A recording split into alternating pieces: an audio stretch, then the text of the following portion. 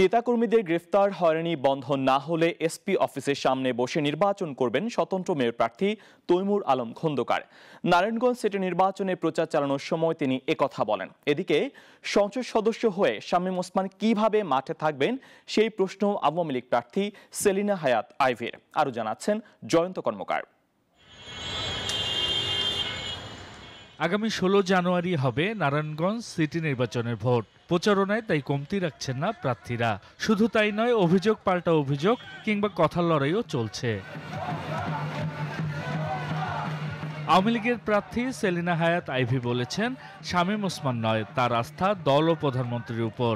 সকালে খানপুরে নির্বাচনী প্রচারণায় নেমে তিনি বলেন, শামীম ওসমান সংসদ সদস্য হওয়ায় নির্বাচনী মাঠে থাকলে আচরণবিধি লঙ্ঘন হবে। আমার দৃঢ় বিশ্বাস যে আমার ভোটাররা আমাকে অলরেডি তারা নির্ধারণ করে ফেলেছে কাকে ভোট দিবে কাকে দিবে না। সুতরাং এখানে কে সমর্থন দিল কে দিল সেটা মুখ্য বিষয় নয়।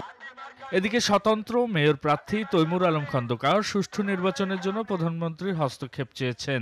সকালে মদনপুর বাস স্ট্যান্ডে প্রচার চালানোর সময় প্রশাসনের ভূমিকার কড়া সমালোচনা করে তিনি বলেন, নির্বাচনে লেভেল প্লেয়িং ফিল্ড নেই।